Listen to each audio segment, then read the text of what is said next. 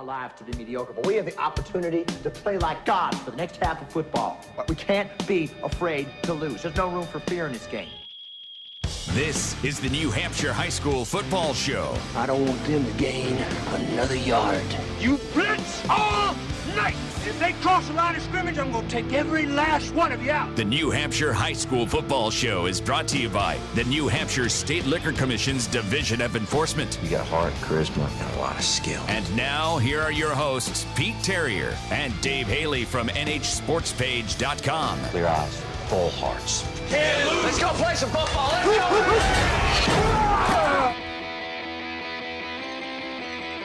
Good morning and welcome to another edition of the New Hampshire High School Football Show. We do it to you live on the radio each and every Saturday morning during the football season on two fine stations here in New Hampshire, News Radio 610 in and around the Manchester area, and also out on the Seacoast, News Radio 96.7. My name is Pete Terrier, along with Dave Haley, Dave's daughter Allison in the house. We got John Casty back here from NHSportsPage.com filming the show.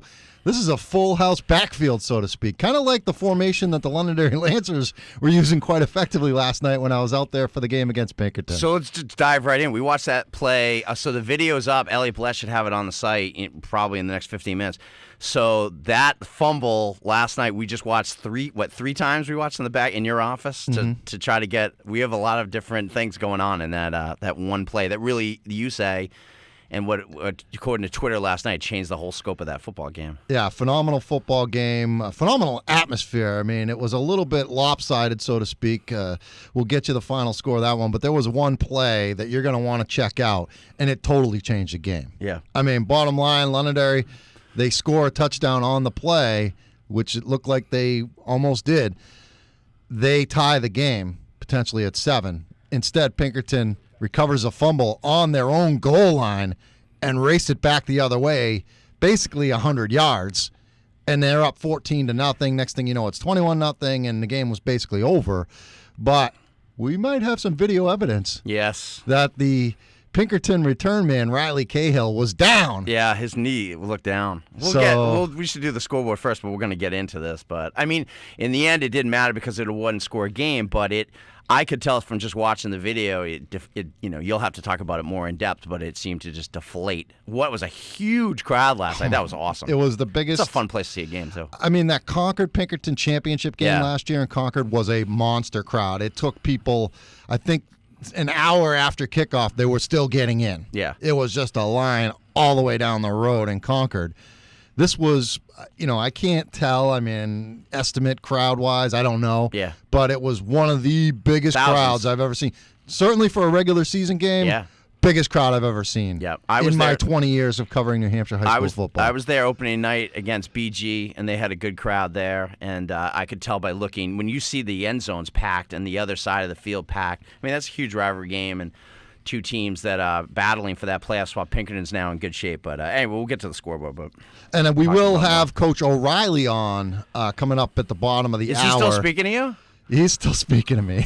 Yes? After I picked Londonderry to win the game. He's the bigger man in this whole thing. He understands my reasoning behind that. But we'll talk to Coach O'Reilly, and we'll see if he's got a chance to look at the tape. I'm sure he has. And we'll see what he thinks about it, because he would know better than us what the story was. But we will get to the scoreboard. A lot of games around New Hampshire. Last night it was the New Hampshire Tackles Hunger food drive going on as well. People were collecting food goods, canned goods, things like that. And at Londonderry last night, I talked about the huge crowd. They did not charge admission. You bring a canned good or whatever, right, you got in for free, or make a cash donation, you got in for free. So Londonderry actually passed up thousands of dollars in gate receipts, and for a good cause, obviously, to benefit the New Hampshire Food Bank. So great turnout. They collected a lot of food.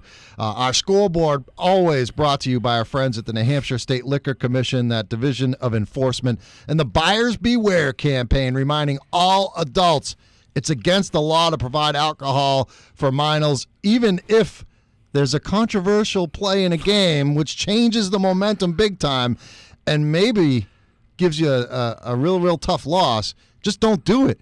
Just don't do it to try and get over that. It is against the law. Here's Dave with the scoreboard. Sound advice. We were at 2 games last night. Jim Foley from WMUR is good enough to is going to be doing a couple games for us this year. He and the lovely Jennifer Chick were out last night at Merrimack, and Alvin wins again. Alvin's won 3 games in a row, 13-7. Alvin beats Merrimack. And they'll have video coverage. I'm looking forward to watching that up on the website. So 2 different videos from last night on anysportspage.com. Bedford, 35-9 over the Fighting McIsaacs of Spalding High School. If anyone doesn't know, we do our staff picks every week, and it's my own little. I like to amuse myself. You know, sometimes it's a slow week, and you want to have a couple laughs. I will, if the New England Patriots play Spalding, I'll put it in the staff picks because I know McIsaac's just going to pick Spalding no matter who they play, and I knew there was no chance Spalding was going to beat Bedford. No offense, and he's still stuck with his team anyway, so God bless him for that. But Bedford 35-9, and I think the countdown begins to that whole Bedford-Concord matchup. I think that's going to be the big one coming down late in the season. I think it's the 18th. Yeah, that's the 17th. That should decide who wins that division, the North Division. Everybody can relax. Bishop Girton has won a football game, 28-7 at Keene last night. That used to be a huge rivalry, but both teams are down. With Keene, they're decimated by graduation losses. They've got a young team. Coach Lupo will have them back soon. BG, it's been injuries.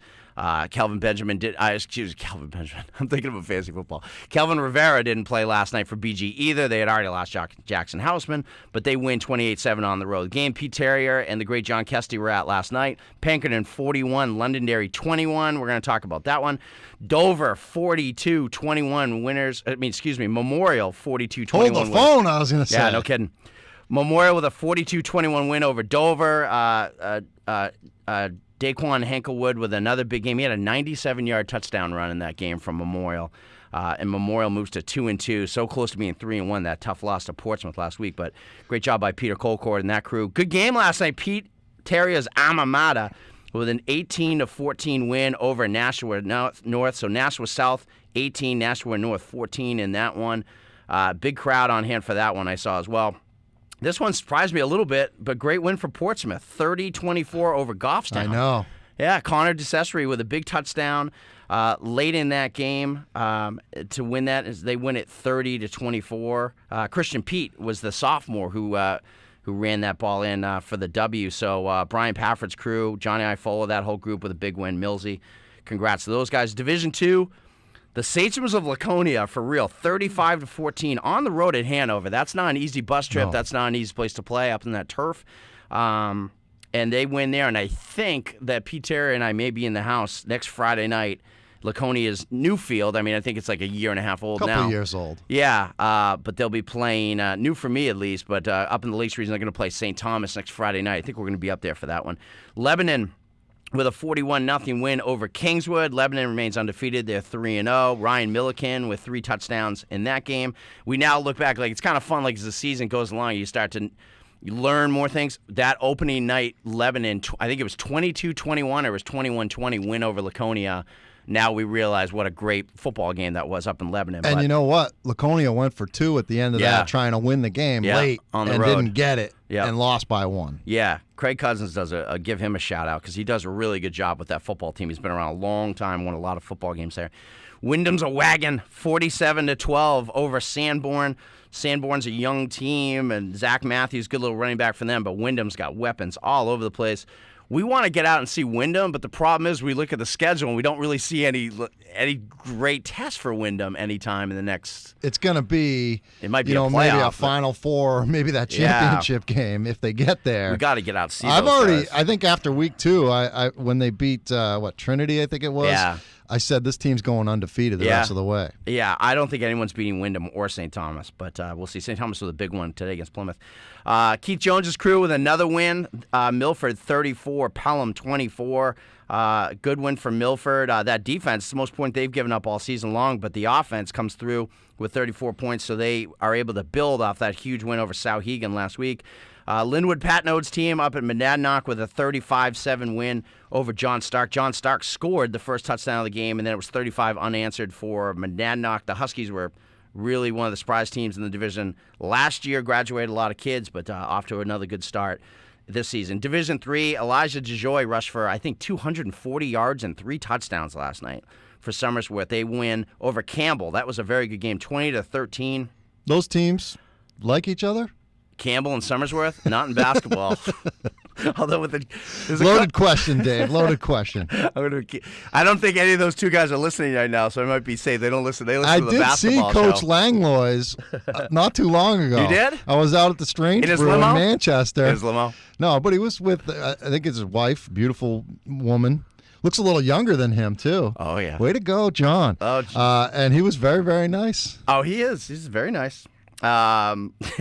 He's a good guy. The fact I called him Mr. Burns once on the show, and he's forgiven me for that. I'm glad he's gotten over that, or maybe he just didn't hear it. But anyway, let's move on. Franklin on the road, 34-8 over Fall Mountain. Coach Kaplan's team with a nice W up there, so Franklin gets the W up there. Winnisquam, Christian Serrano with a huge game. He's a great basketball player. Is he a better football player or a better basketball player? Basketball. Yeah. I heard that kid was like a breakout star this summer in basketball. Like the kid's just a stud athlete. But Winnisquam with a 35-26 win over Farmington Newt. And Mascoma, this was a surprise, goes on the road and beats our friends at Stevens High School 18-15. Mascoma with a road win there after they got blown out opening weekend by Newport.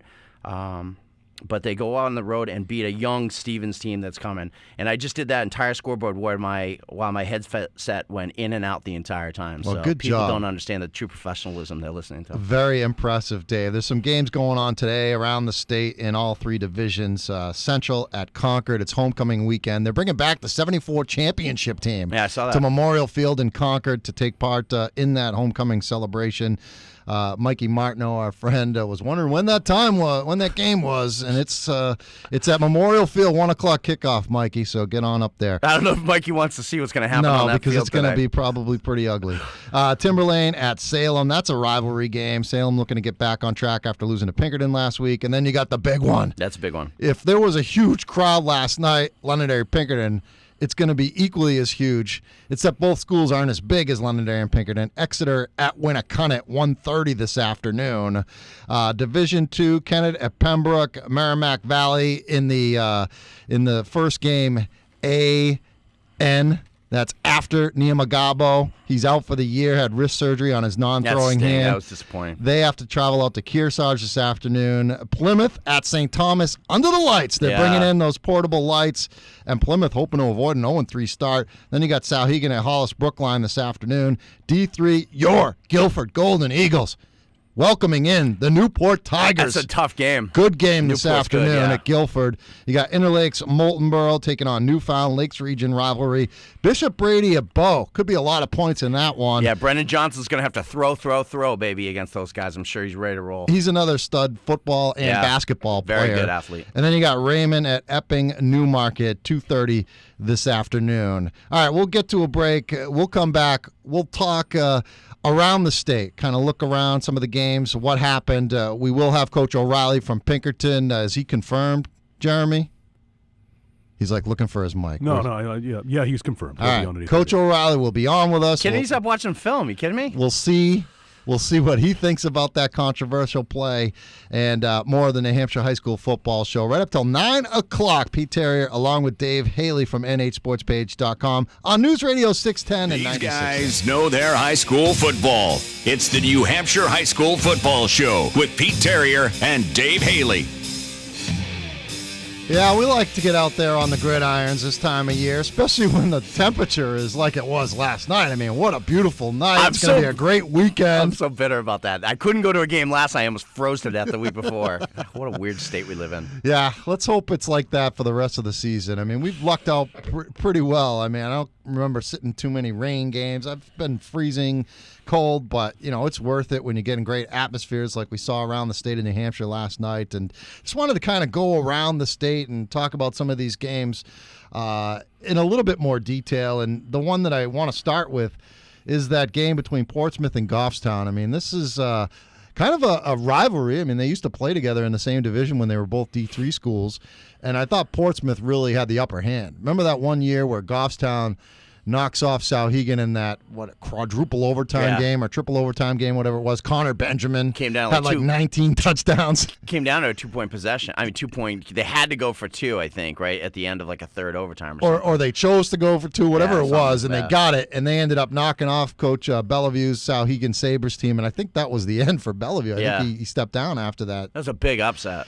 And Goffstown had taken it on the chin against Portsmouth, and it looked like they were going to win that football game. They were up at the half, 14-7. Portsmouth, I think, scored first in that game, but Goffstown committed 7 turnovers. Yeah.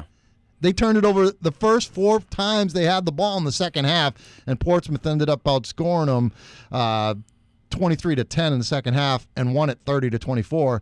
And oh, by the way, the Clippers 3-1, and they were complaining about having to go play D1. They weren't complaining. You got to hold the pumpkin, fellas. Connor DeCesare and like I said, they've got a young team. You know, Joey Ozier. The funny thing about the young kids is that they have a breakout game, and you think, all right, here they are, and then the next game they maybe produce 30, 40 yards total on the day and so forth. If they can get consistency out of those young guys, and I think they're a much better team with Mikey Torr back. You know, that's huge. Offensively, yes, but I think defensively with him and nose tackle, and I believe he played last night, right? I got up. Yeah, early. he did play. Yeah, so I mean, when they have him back, he anchors that defensive line, and they've got a really good. I mean, Justice Mattis Clark is an animal. He is a hell of a defensive player. Yeah, they've got a couple of kids on that team, and they had Pat Glynn last year. They've always had like really good D linemen. Ricky Holt, of course, who's at UNH, and but that's a great win for Portsmouth. And do we know who the best team in that conference is right now? It may be Portsmouth. It might be Portsmouth. I mean, today we're going to find out, right? I think we all picked Winnicott to beat Exeter. It kind of surprised me. Everybody in the staff picks unanimously had Winnicott. Now they're the home team, but again, it's like a 5-mile drive or something like that up 101. But we weren't at that game last year, and these games are all like playoff games. Listen to this is Exeter's schedule, including today over the next 4 weeks or 3 weeks, I should say. They got Winnicott on the road today, a huge rivalry game. You got Bedford coming into Exeter next weekend. That's a Saturday game. And then you got Portsmouth at Exeter. So Exeter over the next 3 weeks is playing, as I said, Winnicott, Bedford, Portsmouth. We're going to know a lot more about the Blue Hawks after those 3 games. And I think Portsmouth will do very well on that fast track at Exeter, on the turf. They play on turf at home, and, that is really kind of the strength of Brian Pafford and Johnny Iafol's offense, is to spread those kids out in space. And so I think they'll do well at Exeter. Exeter has been making more mistakes than usual for a Bill Ball coach team, which I'm sure is driving him nuts, but they've got to be clean in a game like that, and I think that entire division. Spalding is, I think, the 4th best out of those 4 teams, but they're certainly a team that any night can beat you. All right, let's talk about the Alvin Broncos, yeah, who are 3-1. I'm patting myself on the back. You got this on video, John. Who was the only person on the staff picks to go with the Broncos over the Tomahawks? Yeah, 13-7 the final. That was one of those night. games you just go with the home team, but it was Merrimack had the home game. I know that's why I picked Merrimack. But no, I mean, and Alvin's offense has been really good lately, and of course last night was their defense that they held Merrimack to 7 points. Poor Dante Lorende, he's never coming on our show ever again. I know. We have him on, and then they've lost 2 games in a row. He went on another show after ours. I happened to hear it. And so he did 2 shows last week, and they've lost 2 in a row since. I don't think we'll ever hear from him again, which is too bad. Laconia, we talked about going out to see them when St. Thomas comes a-calling next Friday night. 35-14 win over Hanover. Kyle Chasen is just a running machine. Yeah. A little guy, too. Yeah, and Matt Swedberg is a quarterback, I think, threw for 160 yards last night. Swarmstead. Yeah, well, you said Swedberg, who was the coach, right? Did I say Swedberg again? I did that last year. I played against Jimmy Swarmstead. He's like a Hall of Famer. How do I keep saying Swedberg? Did I really say Swedberg? Yes. God, basketball. Swarmstead. I can't believe I did that again. I did that last year too. He's been starting. I think this is his 3rd year at starter for them. He's a little guy, Matt Swarmstead, but they've got a good little team, and Craig Cousins, remember David Mahoney, the running back for them? They had some good teams the last couple of years, but they had a team 2 years ago that had just no line play. And remember Trinity beat them something like 52-0 or something. It was like at halftime. And And if Craig Cousins has the horses and he's got some real good play, some good linemen now, some size, he's a terrific coach. So that's going to be fun under the lights next Friday night. And just quickly, the Somersworth-Campbell. Somersworth's a team that desperately needed a win. They got it last night, 20-13 against Campbell. Yeah, Elijah DeJoy is the story there. Really, the deal with them is Hakeem Pone, their new quarterback. They're trying to work him in, and they're trying to he's brand new. They've decided to go with him, but I feel like their coach, Dennis Hodgson, felt like they'd be a lot better in the second half of the season than they are at the beginning because of that. But if he comes along, they'll be tough. Elijah is one of the best backs, obviously, in all of Division III, if not the state. But I'm not going on a correcting you binge, but Coach Hodgson's first name is Danny, not Dennis. Did I say Dennis? Yeah. See, I'm sorry. I've been I up won't since do it again. Watching Ryder but Cup. I wanna. I don't want people to think these guys don't know what the heck they're Ports talking with head about. coach We Barry really Pafford and Bob O'Leary coming on from Pinkerton. Yeah. I don't know. I've been up since 4:45 watching Ryder Cup. By the way, Ryder Cup was fun this morning. Where is it taking place this Scotland. year? Scotland. Yeah, the U.S. rallied this morning. Played really well. All right. Well, gonna go out after this. Can we expect some Ryder Cup updates from you? Yeah, as I'd the love show to. goes on. Absolutely. And don't forget, at the end of the show, you got to leave me 10 seconds to make my Notre Dame prediction. They're playing Syracuse tonight at MetLife Stadium. My Uncle John's going to the game. So your favorite football jealous. team playing my favorite basketball team. Mm-hmm. And I fully expect Syracuse Stick to football to basketball. lose. Yeah. All right, we'll take a timeout. We'll come back and we'll talk to Coach O'Reilly from Pinkerton as his team beats Londonderry last night 41-21, making a statement that Pinkerton's the team to beat in D1 this year. At least the way it looks right now. Coach O'Reilly's next on the New Hampshire High School Football Show, News Radio 610. It's the best local coverage of New Hampshire high school football. The New Hampshire High School Football Show on News Radio 610 and 96.7. Well, joining us on the phones right now, certainly one of the best coaches in New Hampshire high school football, Brian O'Reilly, the head man at Pinkerton Academy. Great atmosphere last night, Coach, out at Londonderry. Your team winning 41-21. Do you get a lot of sleep on a night like that, or do you kind of let your head hit the pillow and you kind of ease into it?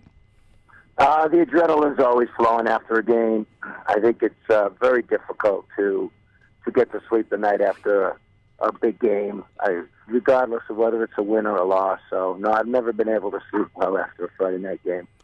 Coach, I apologize on behalf of Pete Terrier for not. Apparently, he doesn't feel like you have the track record to go into Londonderry and win a football game. I apologize on behalf of him. He's a team member of mine, and when they make mistakes, I have to step up and apologize for him. You know how it goes. So that's fine with me. We always keep things interesting. I appreciate you guys take that joke. Yeah. So we were talking when we first went on the air. We went into Pete's office and actually watched the fumble where Eric Fairweather got a shotgun. I think he was 2-yard line, 3-yard line. The fumble recovery, Riley Cahill picks up the football, heads up, starts running with it, goes 98 yards the other way. Instead of a 7-7 football game, it's 14-0. Did you feel the air come out of that crowd when that happened? I mean, I saw your sidelines jumping up and down as he ran down the sideline. Honestly, I didn't have a reaction to it because I wasn't, like everyone else in the field, I didn't know what was going on. I didn't see the play. It was too far away. Riley slowed down, then he sped up. And I was just looking around at the officials, wondering what was going to happen. So I didn't, at that moment, feel the air come out of it. But it certainly changed the tenure of the game at that time from probably would have been 7-7 to 14-0. Coach, did you get a chance to see the play on video yet? Oh, sure. And yeah. Now, Dave and I look like his knee might have went down when he picked it up. What did you see? What was it that you saw? Well, first of all, what I saw is not fair to officials, which is I'll tell you exactly what I saw, but we're all so used to the NFL and going back and looking at video, we expect afterwards, like, why didn't you see what I just saw? How many times did you run that film back this morning, by the way, before you came up with a conclusion on your own? 3. Yeah, seriously. And so right there tells you, first of all, I don't think Riley's knee was down, but it's possible the Londonderry player's knee was down. I mean, that was such a bang-bang play, and I ran that thing back 5 or 6 times both ways, and it's inconclusive. You could say one thing, and you'd be fine with it. You could say another thing, and it's like it was not a horrendous call, but we're all used to getting under the hood and let's get this thing right, and you can't do that in high school football. That's not fair to the officials. I thought they officiated a great game last night. Yeah. They let the whole flow of the game go. They called the penalties that needed to be called. There were no ticky-tack calls. And that play did not change the outcome of the game. It might have changed what was going on at the time, but we won 41-21, and I even said afterwards what that score did is it, for people who weren't there, they didn't understand how close that game was. But we had control of the line of scrimmage, and I thought the official did a great job, and I still am not sure. But I will tell you of the two things, I'm more sure that Riley's knee didn't hit the ground than I am of the Londonderry player's knee, and you've got it the other way around, which tells you how close this play was for people who don't see the video. Yeah, no, absolutely. It didn't change the scope of the game. It's just sort of fun to to watch that because, when you see him running away with the football, there are a couple Londonderry guys with their hands in the air, like, where's he going and why does he have the football in his hand? So it was just an interesting play. But sure, absolutely. So your depth at running back has been pretty big, and when you and I talked, we talked to the Jamboree, and then we spoke on the phone for the football previews, and you were saying you just felt like you had a couple different guys you really trusted with the football in their hands. And last year, TJ had a great year last year as well, but really Manny Lattimore, I think deservedly so, got most of the attention. With this team, it really seems to be team, and maybe it doesn't have those personalities that everyone knows about as much, but you got a kid, Jack Hanaway, who I know you have ultimate trust in as your quarterback. TJ was back last night and played excellent as usual. You got other kids out there too as well, Peter Sear being one of them. But kind of talk about the depth you have, offensively, like spreading the ball around this year. Well, interesting you say that now because I really thought last night I was a little bit closer to the vest and too much TJ maybe sometimes, but I do like our running backs.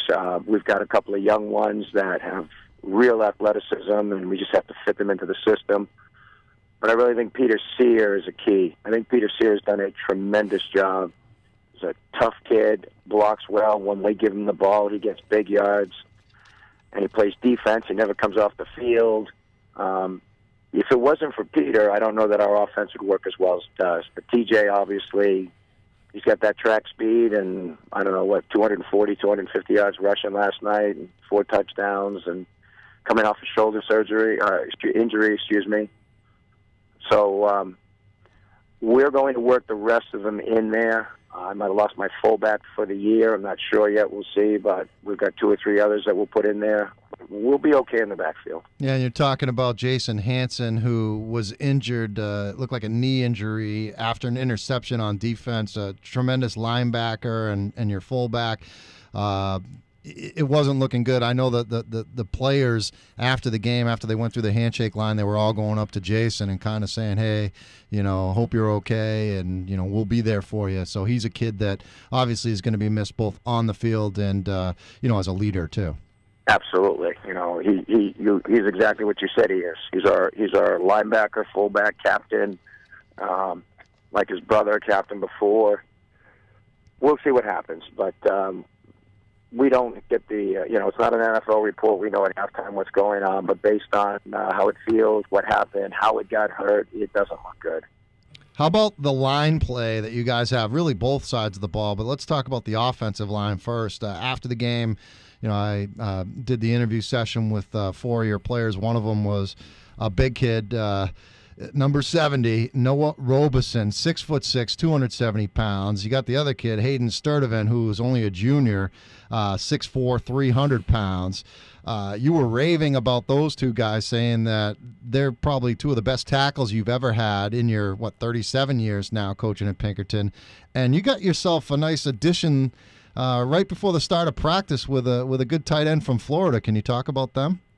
First of all, those two are, as a pair, as good as what we've had. We've had some pretty good ones in the past. I don't want to demean any of my past tackles because we've had some really, really good ones. But we like both Noah and Hayden. And Austin showed up literally the day before practice started. We knew nothing about him. He walked through the door and said he just transferred in from Florida. I remember my first words were, "Why would you leave Florida to come here?" For you, Coach. You wanted to play for you. Yeah, I'm not sure he even knew about us, but He was a tackle down there, although he used to be a quarterback in Pop Warner days, so he's that type of an athlete. And because he was one of the biggest kids, it was a small school in Florida, they had him play tackle. But we already had the two we had. And it was like, hey, can you play tight end? And he's like, well, yeah, I used to do this or that. And he's a really good tight end. So add him in there. Justin Poitras is our captain at offensive guard. Darius St. Germain did a great job last night at center. Billy Leidick. As a coach calling plays last night, I was very comfortable running up inside pretty much wherever we wanted to. I thought we did an excellent job controlling the line. Let's talk about Londonderry because they're a much improved team. I mean, that kid Fairweather, if there's a most improved player in the state, it may be him because I saw him play a couple times last year, and he wasn't even the quarterback, first of all. They had that kid Pafford, I think. Gaudette at quarterback last year. And this kid was just running all over the place last night. He can throw the ball too, but what a runner he is. Yeah, I think that offense fits him well. And he did get injured last year, so I'm not sure that he wouldn't have worked his way as the quarterback anyway. But I think he's tailor-made for that offense. He certainly is the key to everything for them. And you can talk about trying to take him away, but that offense is deceptive enough that he's going to get his yards, as you saw last night. All you can do with that offense is try to contain it and keep them off the field with your own offense. But Londonderry's a good team. They're all seniors. They got more seniors than probably anybody. I think there might be 2 or 3 kids on that field that are not seniors. So I know when I talked to John Rich last year, he had pointed to this year that this was going to be a good year. This is going to be his team. He'd been working towards this. So they've got talent. There's no question. They're not doing it with mirrors. Coach, how you looking forward to potentially getting yourself in playoff position? I mean, I know that was a big win last night, especially after the win against Salem. You kind of have an opportunity here to, as I see it, run the table. I'm not picking against Pinkerton the rest of the regular season, I can tell you that for sure. But, I mean, that was an important win last night, coupled with the win the week before, because it really sets you up solidly for the playoff position. Only 2 spots in your conference, so winning those 2 games really puts you in a good spot. Yes, it does. As long as we take care of business, whether we run the table or not, we should be a home seed. And I think it's pretty obvious after Merrimack's loss last night that it's going to come down to Salem-Londonderry last regular season game. The winner of that game is going to be the opponent. And I'm going to tell you right now, that's a pick'em. It's not fair, but the rules are the rules. If it happened to us, you wouldn't hear me complaining. But there's a quality team that's not going to be in the playoffs this year, and it's going to be the loser of the Londonderry-Salem game, assuming we don't mess up along the way. We've got a game in hand. Like, we can actually lose a game, and we still got head-to-head on them. So we'd have to lose 2 games, and you know what? If we don't take it seriously, we will lose 2 games. So we'll just take care of that. But it's going to be tough in the conference championship, whoever's playing in that game. There's 3 quality teams here. All right, Coach, we really appreciate it. The video is up on the website, nhsportspage.com. You can check it out and watch all the highlights. What an atmosphere last night at Londonderry. It was a lot of fun to watch. And, Coach, we'll talk to you again real soon. Thanks so much for coming on. All right, guys, thanks. Thank you. Brian O'Reilly, head coach of the Pinkerton Astros, his team defeating Londonderry 41-21. I'm telling you, it was just a fun game to be around. It was a lot of fun. And I like that the weather, which was huge, you know what I mean? People are more apt to come out when it's nice out. But, yeah, that was a huge crowd over there. I just feel like those Pinkerton kids really just believe that they're going to beat Londonderry every time they step on the field with them. I just think that's something that they've had growing up and so forth, so on through freshman football and JV and so forth. That doesn't mean Londonderry can't beat them. I'm just saying, like, they just have ultimate confidence in those games. And those kids, man, so respectful. I mean, it's yes, sir, thank you, sir. I mean, shaking my hand afterwards. From the coaching. That's the coaching staff. Yeah. I mean, very, very, very respectful. Yeah. Yeah. We talked to them at the Jamboree, and they were the same way. Coach O'Reilly, who's one of my favorites, he points to, he always wants the seniors or the captains, and it's like, you 3 over here, you 2 over here, and They go wherever they go wherever he tells them to go. All right, we'll take a timeout, come back, and we'll head to the top of the hour, 9 o'clock, wrap up the show, the final segment. It is the New Hampshire High School Football Show, News Radio 610. To the best local coverage of New Hampshire high school football on the New Hampshire High School Football Show. Saturday mornings from 8 to 9 on News Radio 610 and 96.7. And if you don't catch it live on the radio, have no fear. You can actually watch the video cast of the radio broadcast. John Kesty, the videographer from nhsportspage.com, in the house filming the show.